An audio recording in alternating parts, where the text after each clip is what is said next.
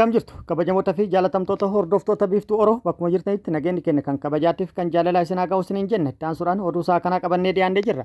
Hangaduma sagantaa kanaatti nu hojii turaan affeerraa kenna kun biiftuu Oroodha keessanii jajjabeeffadhaa laayikii sheer godhuu hin dagatina kallattimaan gara mata duree oduu amma qabadhetti yeroo dabru oduun jalqaba.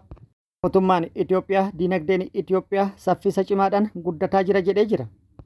Kana dura mootummaan Itoophiyaa diinagdee Itoophiyaatiin wal qabsiisee yeroo garagaraatti gabaasni inni dhiyeessaa ture. Dhaabbilee diinagdee idil addunyaatti fi akkasumas qaamota garaagaraa biraa falmii kaasaa ture. Isintu hin argine malee isinitti hin mul'anne malee diinagdeen Itoophiyaa haala miirakil ta'een guddataa jira jechuudhaan yeroo tokko gabaasni gabaafame. Yaanni hedduun kan itti kenname ture. Dabalata odeeffannoo kana qabannee jirra isin biraan kenna. Oduun itti aanu kun oduu akkaan ajaa'ibsiisaadha. Xiinxalaa siyaasaa Jawaar Muhammad iccitii mootummaa Itoophiyaa akkaan ajaa'ibsiisaa ta'e saaxilee jira.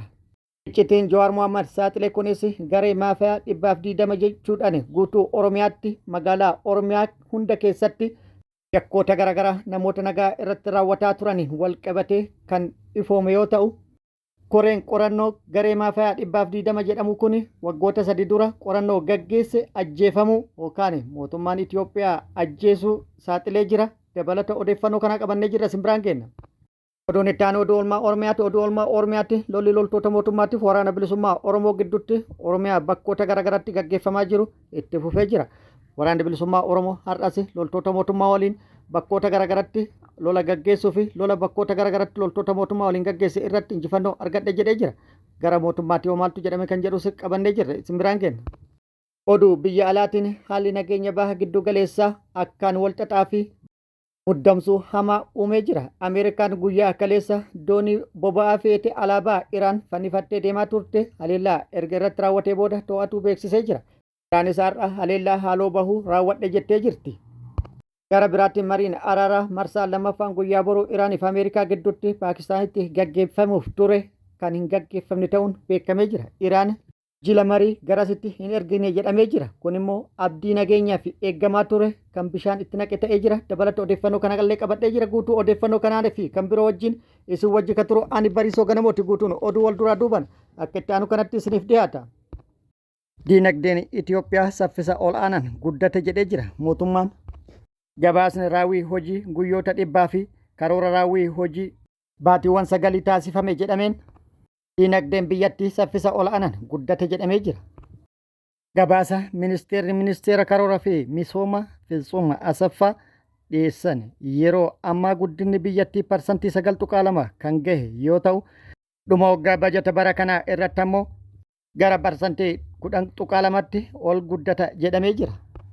Kunis guddina waggoota 8 darban keessatti galmaa'e parsantii 7.5 daran kan fooyya'e yoo ta'u, bu'aan kunis tarkaanfiiwwan mootummaan sirna fooyya'insa diinagdee irratti hojjeteen kan galmaa'e jedhamee jira.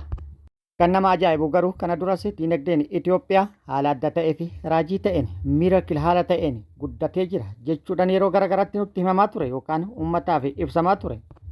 Qabatamaan wanti lafarra jiru garuu hiyyummaa qofa ta'ee uummanni qaala'insa jireenyaatiin dararamaa kan jiruu fi diinagdeen biyyattii gadi bu'uu fi du'uu bira dabre mallaqni biyyattii sadarkaa waa bituu isaa akka addunyaatti gadi bu'uu fi du'uun mallaqa du'aa addunyaa mallaqa inni waa bituu isaa akka addunyaatti sadarkaa dhumaa irra jiru kan Itoophiyaan takkaayyuu itti hin salphatinii fi itti hin dhaqqabin kan dhaabbileen diinagdee idil addunyaa immoo irra deddeebi'uun gadi bu'uu diinagdee Itoophiyaa nuuf himaa turan gabaasa mootummaan biyyattii dhiyeessu kanaan kan wal faalleessuudha. Oduun itti aanu muummichi ministeera Itoophiyaa Abiy Ahmad garee 120 jechuun of waamu kan miidhaa garaagaraa uummata irratti dhaqqabsiisu qorannoon waggaa 3 dura akka irratti taasifamu ajajee qorannoon erga irratti taasifamee booda mirkaneessus namoota qorannoo san gaggeessan jedhanii tarkaanfii irratti fudhate jedhamee jira. Tarkaanfii irratti fudhateenis namoota sana lubbuu isaanii galaafatuun maddeen odeeffannoo garaagaraa gabaasanii jiru. Jawaar Muhammadis odeeffannoo kana irratti odeeffannoo dabalataa ifoomsee jira. Jawaar Muhammad akka jedhetti tajaajilli odeeffannoo fi nageenya biyyattii garee maafiyaa 120 jedhamu kanarratti qorannoo gaggeesse muummicha ministeera Abiy Ahmadiif dhiyeessuu ifoomsee jira.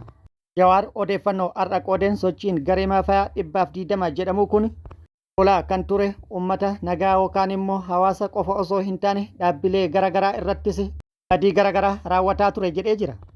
Dhaabbanni tajaajila odeeffannoo fi nageenya biyyoolessallee koree dhoksaa ijaaruudhaan qorannoo baatii 6 fudhate gaggeessanii jiru jechuudhaan ibsee jira. Qorannoon gaggeessanis qorannoo fuula 120 yoo ta'u ragaalee garaagaraa kan of keessatti qabate jedhee jira. Ragaaleen of keessatti qabate ragaa viidiyoo, ragaa sagalee akkasumas suuraa garaagaraati fi sochii GPS akkasumas daldala baankitii fi imala biyya alaa kan of keessatti qabate jedhee jira. Ragaan kun waggaa 3 dura guyyaa 11 baatii 5ffaa 2015 akka lakkoofsa Itoophiyaa jechuudha. Qajeelcha ol'aanaa nageenya biyyoolessaatitti dhiyaatee ture jedhee jira. Qajeelchi ol'aanaanis gamaagama mataa isaa itti dabalee Daayireektara Jeneraalaatiif dabarse jedhee jira.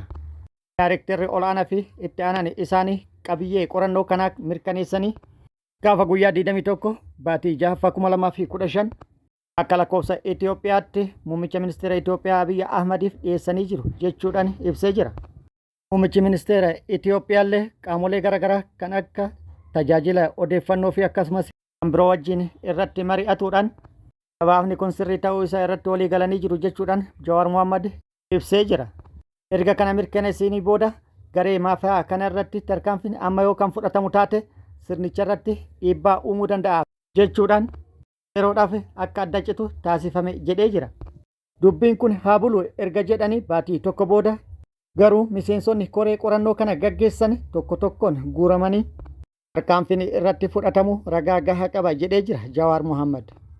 Haaluma kanaan warroonni yookaan namoonni qorannoo san gaggeessan hedduun isaanii ajjeefamanii jiru. Hedduun isaanii immoo sababa garaagaraa biroo irratti barbaaduun mana hidhatti galfamanii jiru. Hedduun isaanii immoo kan carroomanii gara imbaasii biyyoota alaatti ergamuudhaan of baraaran jedhee jira. Jawaar Mohammaditti dabaluunis muummichi ministeera Itoophiyaa waa'ee garee maafiyaa 120 jedhamuu kana sirriitti beekullee qorannoo mirkaneeffatullee garee kanarratti tarkaanfii fudhatuu caalaa warra qorannoo kana gaggeesse irratti tarkaanfii fudhatee hedduu isaanii dhabamsiisee hedduu isaanii mana hidhatti guure kaan immoo akka biyyaa bayan taasise jechuudhaan ifoomsee jira. Sababni warra qorannoo gaggeesse kanarratti tarkaanfii akka fudhatu isa taasisee fi gochi hamaa fi yakkoonni garaagaraa garee maafiyaa 120 kun raawwatan akka hin saaxilamne barbaadeeti jedhee jira Jawaar. Jawaar Mohammad ragaa kanaatiif ragaa gahaa qaba. Dokumentiin adda ta'e kan qindaa'e nagahe jedhee jira. Kun akkuma jirutti ta'e tibbana immoo waa'een garee maafiyaa 120 jedhamu kun amboorraa ka'ee akka guutuu biyyattiitti oduu ijoo miidiyaalee biyyattiitii fi hawaasa biyyattii ta'ee jira. Iccitiin garee maafiyaa 120 kun tibbana saaxilamuu hordofee muummichi ministeera Itoophiyaa ammallee ajaja biraa baasee jira. Ajaja baaseen koreen qorannoo garee maafiyaa 120 jedhaman kanarratti qorannoo gaggeessu akka ijaaramee fi koreen kun immoo qorannoo akka gaggeessu kallattiin kaa'ame jedhamee jira. Hoogganaan koree kanaa immoo Awwaluu Abdii itti aanaa pirezidaantii mootummaa naannoo Oromiyaa kan ta'e yoo ta'u, hoogganaan Awwaluu Abdii ta'uu wal qabatee namoonni garaagaraa yaada kennaniin kan eenyu garee maafiyaa 120 jedhamu kan badii garaagaraa saamichaa fi akkasumas lubbuu ajjechaa guutuu Oromiyaa keessatti magaalota Oromiyaa garaagaraa keessatti raawwatu kana ijaare inni qorannoo gaggeessa kun ammallee uummata burjaajessuuf malee uummataaf nagaa buusu miti jedhanii jiru.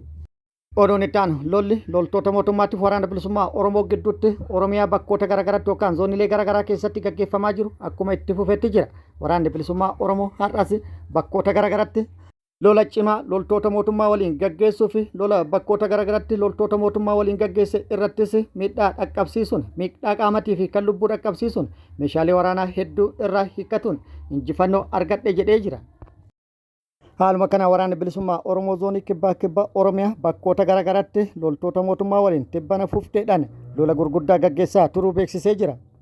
Nutis odeeffannoo keenya kakkaleessaa keessatti waraanni bilisummaa Oromoo zoonii kibba woboon zoonii madda albuuda dishqa isnaappara bireenii AKM hedduu hiikkatu isiniin geendee turre. Har'as woboon zoonii madda albuuda loltoota mootummaa waliin lola guddaa gaggeessuu beeksisee jira. Lola loltoota mootummaa waliin gaggeesse irrattis miidhaa guddaa kan qaamatii fi kan lubbuu loltoota mootummaa irratti dhaqqabsiisuun meeshaalee waraanaa hedduus irraa hiikkadhe jedhee jira.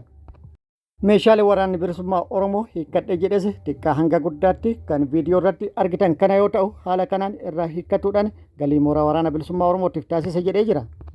Guutuu odeeffannoo kana akkuma nu ga'een kan isiniin geenyu ta'a.